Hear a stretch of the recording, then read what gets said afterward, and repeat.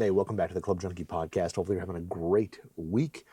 It's Thursday already. It's crazy how fast this week goes by. It's the Rocket Mortgage, which is pretty fun. We had a lot of people in town for it, which is great because it's a Metro Detroit thing. A lot of you probably don't realize that Golf WRX is headquartered in Metro Detroit. So before we get into today's episode, just want to let you know this episode is brought to you by Titleist and the 2025 Pro V1 Golf Balls. How does the best get better? Well, we're going to find out because now there's a brand new Titleist Pro V1 and Pro V1X. The original launch of the Pro V1 was in 2000, so this year marks the 25th anniversary of the Pro V1. Titleist R&D asked players what they wanted in the new Pro V1 and Pro V1X, and they said more spin on scoring shots into the green. R&D delivered on both models to give players increased spin, but they also provide more speed off the tee and more control with the irons. Many on tour are already teeing up the new Pro V1 and Pro V1X, including Ludwig Oberg, Wyndham Clark, and Will Zalatoris. New Pro V1 is a great fit for most players and a great place to start your golf ball fitting process. While compared to the Pro V1, the Pro V1X has a higher flight and a firmer feel. And there's also Pro V1X left dash, if you're looking for a flight similar to Pro V1X, but with much lower full swing spin and a firmer feel. I'm a Pro V1X guy. I like the height. I like the spin. You guys know that I've been playing Pro V1X for years. Visit Titleist.com for everything there is to know about the new Pro V1, Pro V1X, and Pro V1X left dash today. So yeah, it's Rocket Mortgage Classic Week here in Metro Detroit. It's very cool to have that tournament. I know it's not like the biggest event on the calendar in terms of, it's not an elevated event or anything like that. But when I grew up, when I was younger, my teens, 15, 16, whatever, we had the Buick Open. And it was about an hour north of Detroit in Grand Blanc. And it was at this course called Warwick Hills. And it was great because I had a friend who did kind of like promotional stuff. She worked at like one of like the hospitality tents for like GM. And back then, my buddy and I would get in for free. All we'd have to do is go pay for parking. So we'd drive up, park. It cost like $10 back then, if that. And then we'd walk in. We'd have like free tickets through our friend, and then we'd go to their hospitality tent, slap a wristband on us, and we could go in and get like, soda, water, cookies, like little things. It wasn't anything crazy, but it was better than nothing. So we could go and for literally like $5 each, go spend the whole day. And sometimes they would get better passes. I know one time they had a clubhouse pass, and we were able to go in the clubhouse, have lunch. So it was like the Buick was awesome. It was kind of a tradition. My buddy Brian and I would do every year, and we look forward to it every year. It was so much fun. We'd walk around the course. We'd spend the whole day, we'd probably usually go for one day and just spend the whole day and walk around. It was really cool. So, and then that went away. Buick Open ended, and it was done, and that was it. And for a long time, we didn't have anything in Metro Detroit. We had the PGA Championship in 2008, which I went to the practice round there. That was awesome. It was at Oakland Hills. That was really cool to go there. I went for a practice round. It was awesome to see the crazy rough and all that stuff. And then it was just kind of a lull for a while until we got the Rocket back. So it's very cool that the Rocket is back. And again, I know it's like a birdie fest, and the winner is going to be like 25 under. But it's still fun to have an event in your hometown that you can just go to. So I don't really have credentials. I know our guy Tursky, Andrew Tursky, Greg are there doing photos, doing all their stuff. I know we have a few other people from the company down there. I didn't go down this year. I didn't have credentials, and for me to go, like, there's not a whole lot to go on. Like, I've seen a lot of the guys, like Tursky, Greg, and I, and a bunch of people. Like, we had dinner the other night, so we get to hang out. It's a cool week and a whole lot of fun. But I did not go down this year, and I'm probably not going to go because this weekend is the tournament, and I'm taking off Friday to kind of go on vacation for the 4th. So I'll be down at my parents' place for the 4th. I'll be playing Bella Vista Golf Course a whole lot in the next all next week. They've got like 4 rounds planned already, so gonna go play there and definitely get some golf in. But taking the week off like I always do for 4th of July. I still have a podcast next week. Still probably have a what's in the bag. I'm bringing 2 full bags down there. I don't know what's going yet. That is probably a task for tomorrow evening to put together what I'm going down there with. And then really cool, there's a brand new product that I was talking to a company about. They said, hey, we're going to ship it out. It's probably going to be there next week. Told them, hey, I'm probably not going to be around. Is there any way you could ship it to where I'm going to be? And they were like, yeah, no problem. So I believe not only will I be down there playing golf, but I believe at some point in the week, I'm be getting a box with some clubs in it that I'm not able to talk about yet, that we'll find out later, a little bit later this summer, that they're coming out. So excited to get my hands on those, go play those. But really cool that they're going to kind of get those to me down there. So pretty excited. So it's going to be a good week. I love hanging out at the beach. My daughter, my wife, playing golf. My dad, my brothers. Just it's a whole lot of fun. So I'm excited to take a little time, off next week, and then tomorrow, or I guess I'm recording this on Wednesday evening. So tomorrow, but Thursday, this day, Andrew Tursky and I, and our editor Ben from the website, myself, and another guy from our office, we're going to be playing golf tomorrow. So may see a little bit of content. We may be doing a few things and what's in the bags. We might play a few holes, whatever it is. We'll probably do some content from there if the weather holds out, because we'll see. The weather is supposed to be kind of crappy. We have like a 10:30 tee time, and the weather's going to be hit or miss. So we'll see how it goes. Same thing for my league tonight on Thursday. The what's in the bag came out, but fingers crossed. We'll see if it actually holds true, if we actually play, because I don't know if we will, it'll be a bummer. But like I said, I'm gonna have some golf coming, and we'll definitely do that. So I don't have like a review anything today. I'm still working on some stuff. There's still stuff I got to review, but today we're just gonna do a show talking about what I've been tinkering with. So there's been a ton of tinkering. Like the shop has been open, and I've been building a bunch of crap, and it was pretty fun. I put some stuff together for tomorrow, Thursday's round with Tursky. I had to put something together for him. Actually, I didn't bring it over here. Oh, that's a bummer. I didn't bring it with me. So I've got stuff to like put in front of the camera if you watch this on YouTube. And I totally forgot. It's sitting in the bag over there, but we'll talk about it. So I built something for him. Have built a couple other things up to go play with. So got a bunch of stuff here to mess around with, and got some things that I still need to build. A couple things that, like, while putting stuff together and messing around, found a couple old clubs, and I was like, wow, I need to either one of them needs to be fixed, another one needs a shaft, like, just got a bunch of stuff that needs a tinker. So some of you are tinkers. This show is probably going to be right up your alley in terms of like my brain thinking and yours and how we do stuff and some of the issues, whatever. And then other people who are not into tinkering and just want to hear reviews, well, this show may not be your favorite episode. So I apologize for that. But these are all things kind of sitting on the bench that have either been worked on, have been built, or need to be built. So in progress or already done. And so we'll start with kind of what's been done. And if you follow along stuff that I do, you can see that I've done my latest video of my I call it wildest build. We've done a bunch of wild builds lately. I've done 3. I've done a set of irons that was the Mizuno irons. I did a set of Mizuno irons that had alternating silver and black finish heads with chrome and black finish shafts, alternating grips, all that stuff. So I did that one a while ago. That was pretty cool. 920 JPX 925 forged. Did the alternating heads, alternating shafts, alternating grips, and then they do have what they call an icon ferrule, which is a BB&F, I believe, ferrule that's black with blue and 2 different shades of blue and white ferrules. So that was the first build I did. If you go to the Golf WRX YouTube page, you can see it there. It's in the list of videos, but it's like the wildest set of Mizuno irons ever built. So I did it. A lot of people thought it was cool. Got a lot of good comments on it. A lot of people saying they could never play it, which I totally get. So then we did a really crazy set of Cleveland wedges, RTZ wedges, and they have a total custom program there. So I got to order the heads, laser etching, stamping, paint fill, all that jazz. Put some really cool rainbow PVD shafts in them from KBS. Same thing, ordered some like metallic gold ferrules off like Amazon I found, and put on some like crazy lizard skin colored grips and stuff. So did those last, and then this one I just did, which was pretty interesting because I was kind of looking around for what my next kind of wild build was going to be, like in terms of heads and all that, and I was kind of coming up short. There wasn't a ton out there, and I reached out to Bettinardi a little bit ago, and they were like, yeah, we don't really have anything. I was hoping they had some like wild wedges laying around or whatever, and then shortly after that, they're like, hey, like we've got these brand new irons coming out, and they're CB24, MB24 irons that they're having in 2 different finishes. They have like, I think it was like an antique copper, and then they had a black rainbow PVD. And they were like, would you want a set to do that build with? And I was like, heck yeah, that would be awesome. So this is the Bettinardi CB24. And yeah, it's a forged iron. It's got some ceramic forged into it like we've seen in some other irons. And just, yeah, an absolutely beautiful iron. I hit these in the chrome when they first came out because I just made them in chrome and hit them. And they actually feel really good. They're really soft.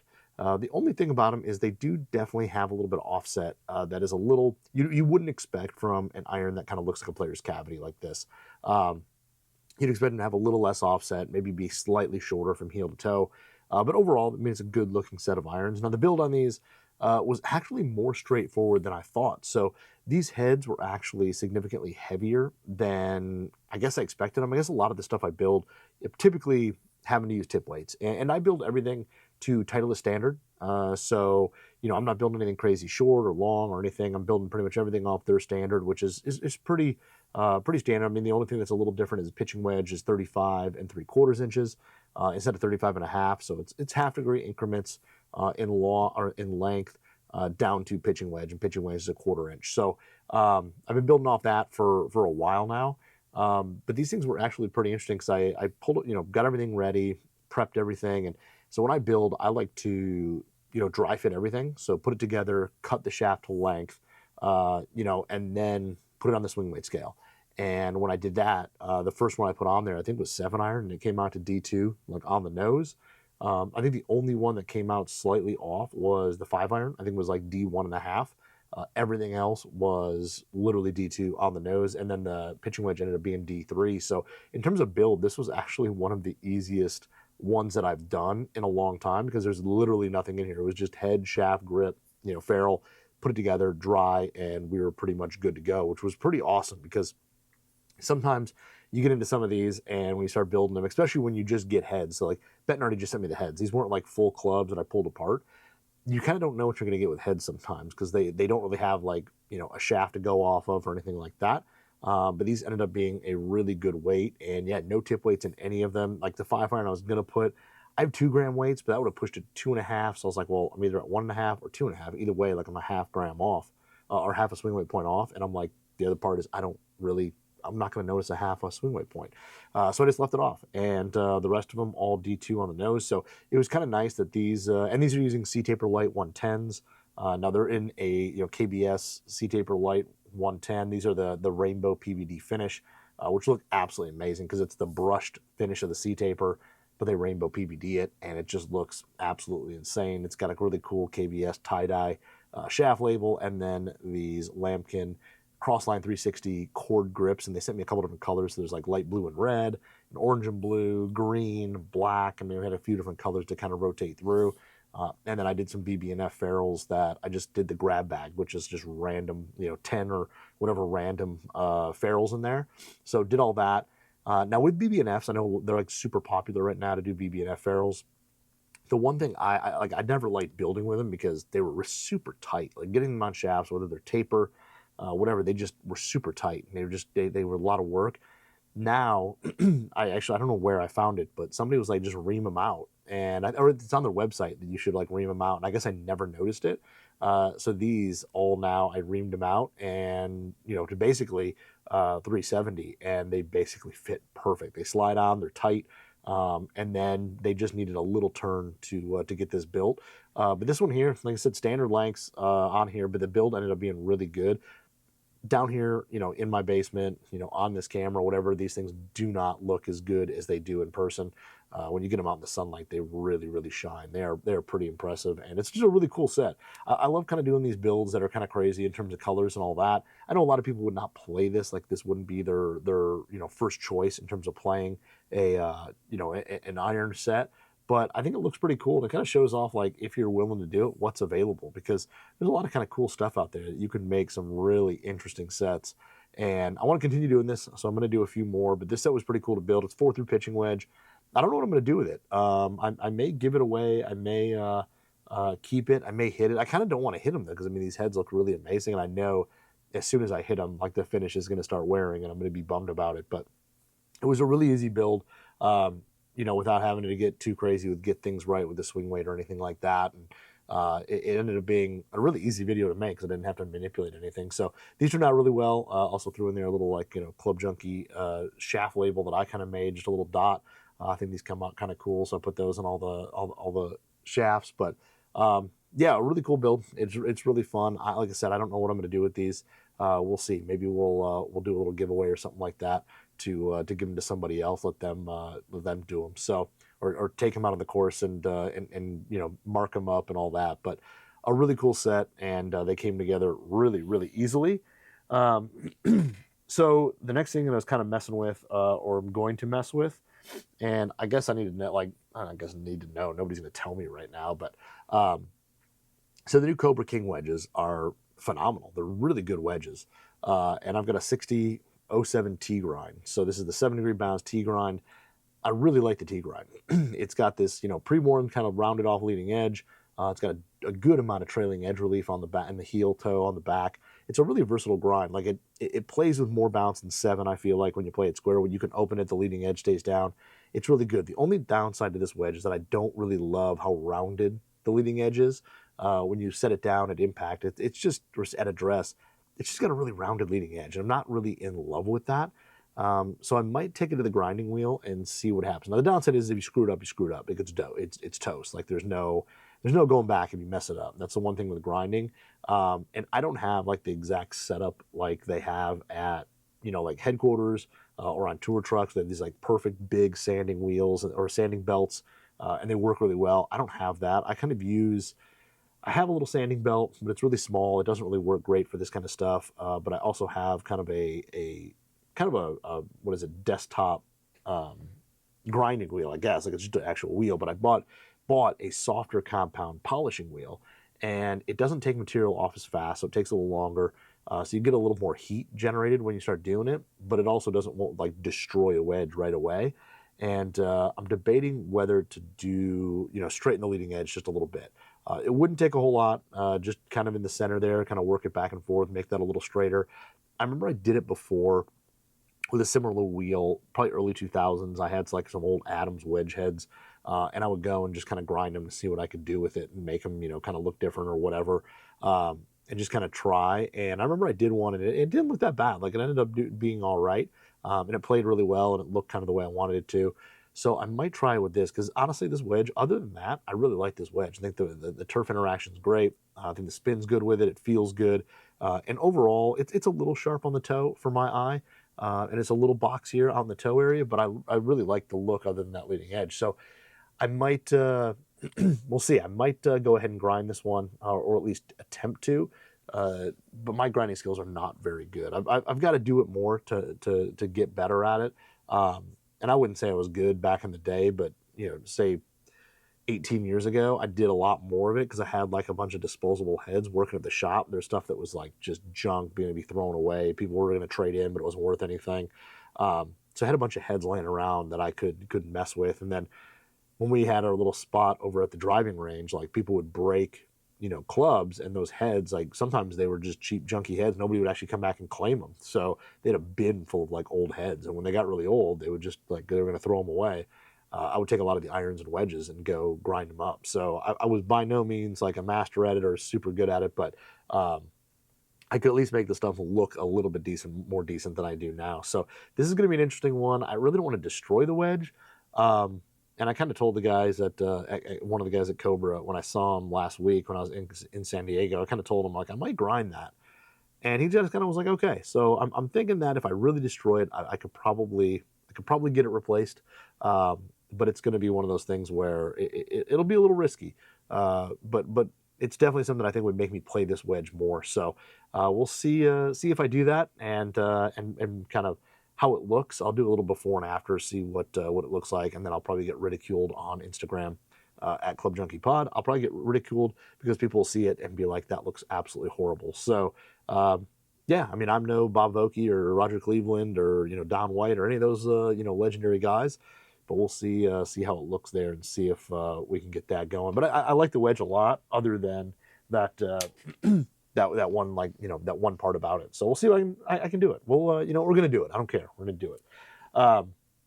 So another interesting one just built up is going to be, I just got a Diamana BB. So this is the brand new Diamana BB, or it's not really that brand new anymore, but this is the Oakmont version.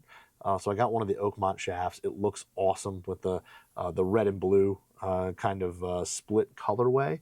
So navy in the tip section, or almost navy blue in the tip section. And then when you get, it fades into red in the upper of the handle section, and then Instead of all just flowers on there, they've got some acorns with some leaves on them, which is pretty cool. The diamante part is silver. So a really good looking shaft. I think they did an awesome job in this limited edition. But I don't have a BB, so I finally got one. So I finally got this thing. I threw an all-fit tip on it. If you guys aren't familiar, I've been using all-fit for quite a while.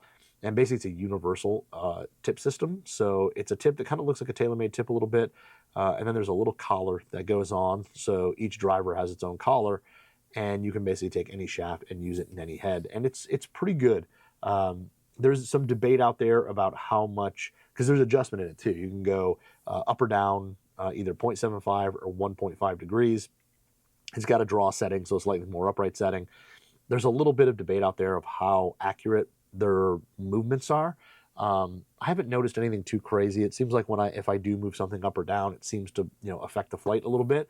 So I think it works at least somewhat. And then, I've been using this for years, and it works really well. It's easy to be able to test shafts in different heads. And the other part of this shaft, after I built it up, is I've got some of the new Super Stroke, I guess Revel grips, and these look really good. So this is I think it's the Element one, which is kind of the hybrid. It's got the cord in the back, standard compound in the lower hand. And this thing feels really good. So I'm excited to get this out. I just built it up. It literally dried today, or dried last night, and I put the grip on it this morning. I do say the one kind of cool thing about this Revel grip, this hybrid one with the cord, is that whether you put it logo up or logo down, it doesn't change the way the cord is. So the cord kind of, on MCCs, when you put it upside down, you lose a little bit of that cord in the upper hand because the way it's kind of angled. This one, they angled both. There's like a V on the side, so there's the same amount of cord on both the up. You put in the up position logo up or logo down. It'll play the same way, which is pretty awesome. I think they did a nice job with that. I think it looks really good, and the feel doesn't really change. I never really noticed it much in the MCC when I put them logo down, but this one here, it's pretty cool that they did that. So your upper hand is always going to be in the cord, even the thumb portion. When you have it on there, it'll be in the cord, whether no matter which way you align the grip, which I think is pretty awesome. Now these have Super Stroke bought Lambkin. When you look on the butt end, there's a Lambkin 100 on there. So there's a lot of kind of like UTX influence in the pattern on this. It does feel a little bit tackier than the standard UTXs. And my big gripe with Super Stroke grips for a long time, at least their swing grips, was that they just didn't last. You'd put them on and they felt amazing. They felt really good. But then shortly after playing them, they would get really slick. They just didn't last that long. So it'll be interesting to see how these perform. But I'm pretty excited. I've got they sent me kind of a box with like a little bit of everything. So I've got this one here. There's a wrap version, and then there's also one that looks just like a straight UTX, no cord. So I've got 3 different versions, and yeah, excited to hit these. They feel really good. The cord feels this one feels great. It's kind of firmer in terms of the rubber. The wrap one is a little bit softer. It definitely feels a little bit more tacky, and then the UTX one kind of is at in between. It's the rubber compound's kind of medium. But I'm really liking the feel of these so far. They do feel like a hair thin. At least this one does on this BB. I feel like maybe you would do like one build-up layer underneath and get it maybe to what you're used to. I feel it's a smidge thin, but overall I like the texture. I like the tackiness. I like kind of everything about it. I think they've got a really good grip line here. It's going to be interesting to see how these do. They're not crazy expensive either. I think they're a little bit cheaper than the Golf Pride kind of equivalent. So this will be an interesting one to see how they do. I'm excited to hit these and try them out. I've got to put the standard and the wrap on some other clubs. I don't know what yet. I have one other shaft behind me on my wall that I definitely want to put a tip on. So I may switch out something, and then I just got to find something that I don't like the grip on and swap it out. The WB does have a Z cord on it, a Golf Pride Z cord, so the D-mounted WB that I have. And that thing just shreds at my hands. So I might swap that out and put one of these Lambkin grips or these Super Stroke grips on here as well. But this was a kind of a cool build. Built it out, so it plays 45 inches. And yeah, I'm going to bring this tomorrow when I play as kind of a backup shaft in case I need to swap something out. And we'll try this thing out because I've been excited to try the BB. A lot of people ask me about the BB and how it plays. And it's like I have a WB. I got that right when it came out. I got an RB, but I never got a BB. So I finally have one. So now I've got all 3. Able to kind of test them and see how they play. So that was built up just the grip went on it this morning. So that dried yesterday, grip went on it this morning, and that was good to go. Then, excuse me. The other completed build that I did, as I'm dropping stuff over here, so I got one of the Odyssey AI1 giraffe beams in. So this is the long neck models that they made, the long neck putters that Odyssey made, kind of that copper bronze brownish color. And the giraffe beam, as they call it, is basically this long plumber's neck. And if you see a plumber's neck on there, you can see this one is probably about double the height of a lot of them. And what that does is it basically gives you the look of a plumber's neck on the putter, but it makes the club more face balanced. So this one is actually face balanced. When you set it there and you have it unrestricted, you just set it on table, whatever.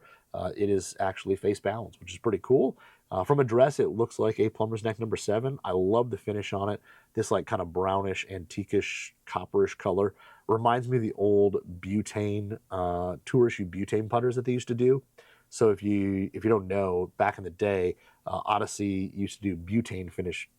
We called them butane finish, but they did like 7s and other putters, and they would torch them to get this kind of brownish, slightly rainbowish color on there, and they looked amazing. I always wanted a butane number 7, but every time they came available, they were way out of my price range because they were tour issue.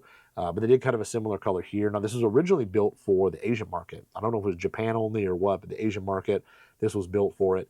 And it finally, I guess there was enough demand and people wanted them, so we got them. I don't think this is going to be in the line like fully, but it is a very cool putter. And so I had it, they sent it in, and it had the stock shaft and grip in it, which had the Stroke Lab shaft with kind of a matching color label on it. So it was kind of like a tannish gold color. And then it had a grip that looked like a giraffe spots. And I didn't really want to destroy that because I wanted to cut it down. They sent in 35. I'm a 33-inch guy, so I was like, I don't want to destroy that shaft and grip. It's just really cool. So I was like, let's reshaft it, and then I can at least take this putter out and try it. So the AI face is in black, which is pretty cool. I think honestly, like I know people, they can say whatever. I think the AI face on these really does work. I think it offers really consistent ball speed no matter where you hit it on there. So distance control is really, really easy. But I think it does work. I think there's something to it. So yank the shaft out of this, just steel shaft. So heat it up, pull it out real quick, no big deal. And then threw in a Fujikura MC115. Now this is the extra firm shaft. So this is probably, I think, probably the stiffest putter shaft on the market right now. I know that a lot of people say like LA Golf or whatever is the stiffest, through say CPM, however it's measured. But I have an LA Golf P Series, and I've got this, and I think this is substantially stouter. So this thing's super stiff. If you're a player who's got kind of a short, kind of poppy or quick tempo stroke with the putter, you may like the feel of this. I love the MC putter shafts from Fuji. I like the firm one the best. It's kind of the middle of the road. They also make one that's a little more flexible. But this one here is definitely super stout. But I put it in here to give it a whirl. And then also the folks at Garson were super nice to send me some grips. So threw on a quad tour. And I've used this quad tour on a Seymour grip. And it's kind of got this like trapezoidal more look to it. And really flat top. But the bottom half doesn't angle as hard. It's kind of squared off. And it fits in the hands really well. But they sent me a few grips, and this one I've used before. It feels really good. So I put one on here to go with this putter. So we'll see how this rolls. I'm really excited. I haven't used a face balance putter in a long time. Most of my mallets are all plumber's necks, slant necks, whatever, and they've all got toe hangs. So it's been a while since I've used a face balance, and kind of just rolling in the basement is kind of a unique feel. Definitely a little bit different. Feels stable. I like it, but it's definitely different. So I like the look of this thing from address. I think it looks good. I'm going to choke down just a touch that longer hosel. After I put the grip on, kind of realized that it's not really 33 inches. It's like 33 and a half because that hosel is so much longer. And so it plays a little bit longer. So I'll choke down a touch on the grip, but it still feels really good. I think this head is like 366 grams. So even cutting it short, it still feels, swing weight wise and all that really, really well. But yeah, I'm excited to play this. I'm going to play it tomorrow, today, I guess, when you're listening to this. I'm going to play it today, see how it rolls, but I'm excited. Like I said, I haven't rolled a face balance putter in a while, and I've always been a big fan of the number 7s. Odyssey 7, I started with back in the XG days, and basically had almost every number 7 for quite a few years. I had Black Series, Pros, the Tour ones, whatever. I had all of them, the big ones, the little ones, you name it. I had pretty much all of the 7s. So this is one that I'm excited to putt with. I've never putted with a long neck putter before. Not I mean, maybe in a shop, I took a couple rolls with one or something like that, but I've never actually had one out on the course. So I'm kind of excited to try this out. But it's I think a good setup, between this head, the Fuji shaft, and the Garson grip.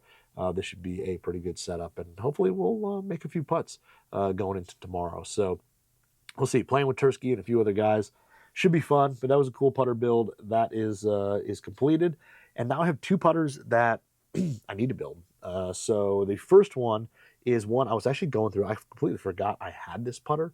And kind of the next two putters, I kind of forgot I had them. But this one is a PXG Brandon. So this is not the Battle Series. This is not the Battle Ready 2. This is the original Brandon, all black head, and this is the one with the double bend shaft in it. So I remember they sent this in for media when these putters came out, and I remember I took it apart because I think I was going to do something with it. I don't remember what. I don't know if I was going to reshaft it or what. Ended up not doing it, putting it back together. And then I put it together really sloppily because I ended up pulling this apart, and like the amount of like epoxy that was kind of overlapped onto the hosel and spilled out, I realized I put it together terribly. And then the other part of it, when I set it down, I was like, this doesn't really look right. And I had it like full shaft plus offset on here. And when I looked up the specs online, at least the current Battle Ready 2 Brandon, the double bend has half shaft offset. So, and with double bends, it's a little funky because double bends, you can make them different ways. But when you switch double bends, it also affects the lie as well, and can affect the loft because when you put it in wrong, it is just, it can mess with a lot of things. So I totally built it wrong, and I pulled it apart today, kind of cleaned out the hosel. I still need to clean up the post on here just a little bit. There's just a touch of epoxy left. But I'm going to put this thing back together. It doesn't even have a grip on it. So I pulled the grip off. What I'm assuming is that they sent it 35. I probably pulled the grip off, cut it down, and then went to put it back together. And then, I don't know, realized I wasn't going to use it. So I'll put it back together, make sure it's half shaft offset, make sure it's set up right. It actually feels pretty good. These are like pyramid pyramid faces on here. Now this is the OG one. This isn't the newest pyramid face. So these are a little tightly spaced together. At the center, they're a little smaller, and as you get out to the outside, they've got the bigger diamonds or pyramids on it. But this thing here, I don't know what I'm going to do with it. I mean, I'm going to throw a grip on it. I've got a bunch of grips laying in there, so I'll throw some grips on it. I don't know what the head weighs. I need to weigh that because I think it's got slightly heavier weights in the bottom. But this thing here, it's a good looking putter. It's not bad at all. I mean, I'm not usually a double bend blade guy, but I do like the Catalina from Scotty and stuff like that. So this one here, I'm going to build it back the way it's supposed to be, give it that half shaft offset, put a grip on it. I think it's like 33 inches. I can put it down there. But it was one of those ones that I didn't even really know I had. When you build it up, it's got just a touch of toe hang, nothing too crazy, just a little bit. But it's a good looking blade. I do have to say, like PXG putters don't get like a whole lot of accolades, but I do have to say, like, they make some that look pretty good. And then this is the M6. I think that's what it was. This is the M16 shaft when it first came out. So this is the half graphite at the top, steel tip section. I think this is right when the M16s came out. So I mean, they don't have any logos or anything, which I think they missed the boat on. I think putting something on there would have been definitely a cooler thing. But I'm going to build this thing back together, and I don't know what I'll do with it. I definitely need to clean it up, though.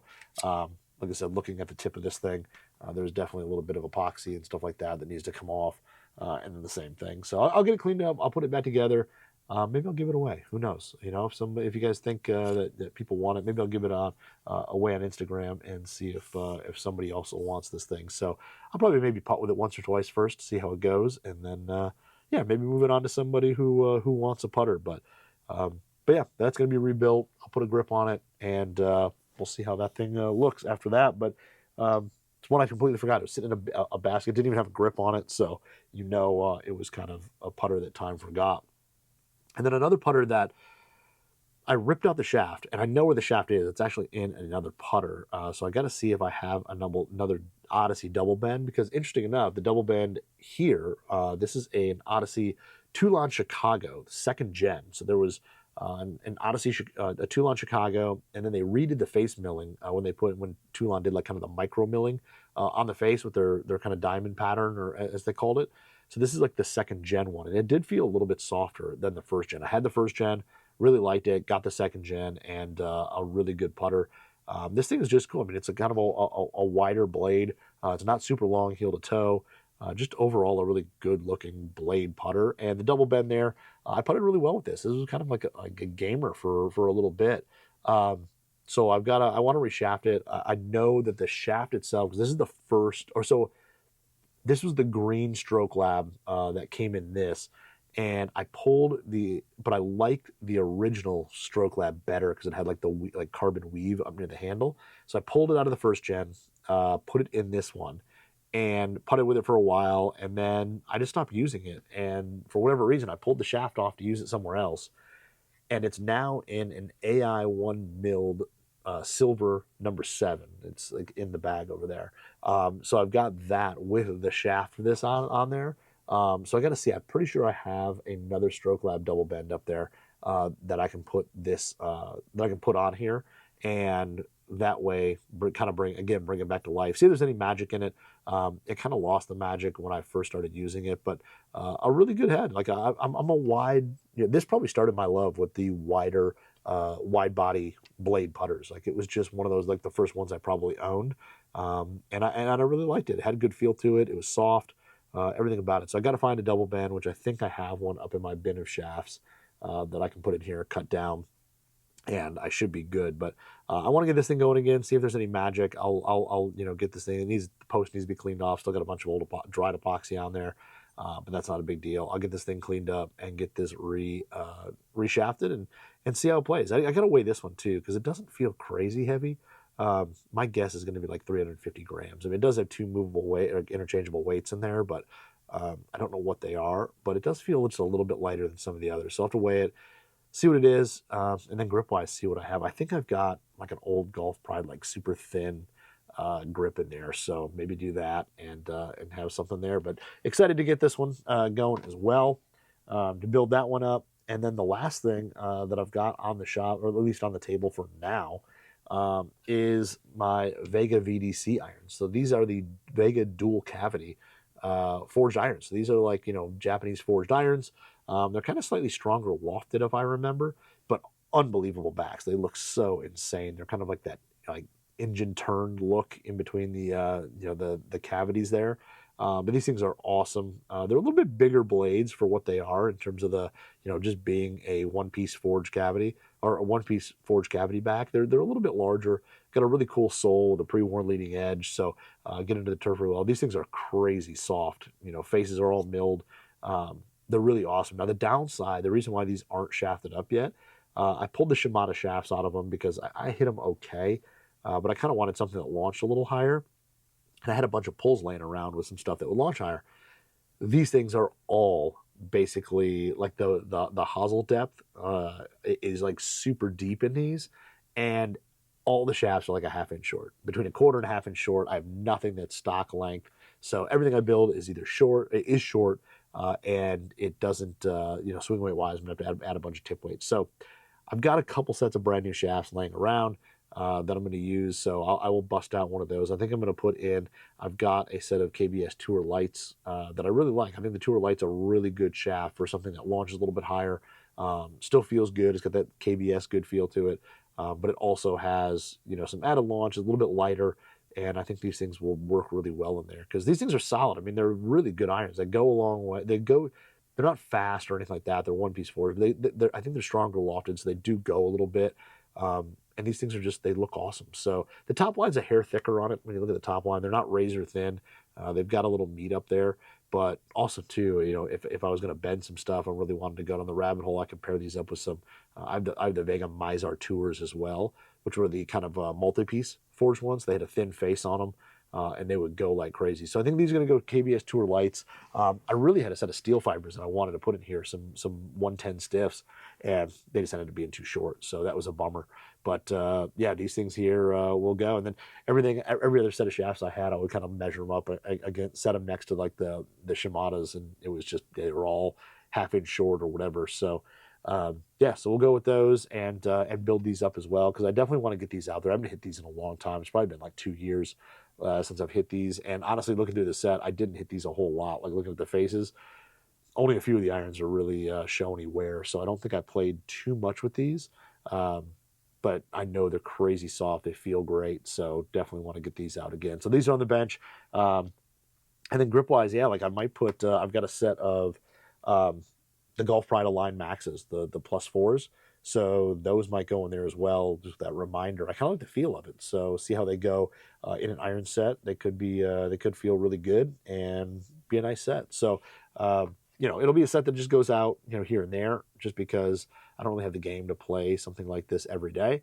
But they definitely will be something that just taken out to have fun with and kind of play with would be pretty sweet. So doing the Vega VDCs, probably be KBS Tour Lights, probably Align Maxes in there. We'll see how that goes. So that is the stuff that's on my bench right now, and that's the stuff I'm working on, have worked on, and everything else I'm kind of waiting. I got a few things coming in. There's some new, as you guys probably know, there's stuff coming out from some manufacturers. So there's going to be some more stuff coming in that I will definitely be messing with and hitting and all that. So we got reviews coming shortly. I know I got some other stuff to go hit, but we will definitely get back to kind of regular scheduled programming in the next 2 weeks or so. So anyway, that's the show for today. Hopefully you guys have a good one. If you follow me on Instagram, please do at Club Junkie Pod. I think on TikTok I'm Club Junkie Golf. X, I'm Club Junkie, whatever follow me on social, and then wherever you're listening to the podcast, please like, subscribe, whatever. It helps out a ton. So thank you. But you guys have a good weekend. We'll talk next week, even though it'll be a vacation. And yeah, have a good one.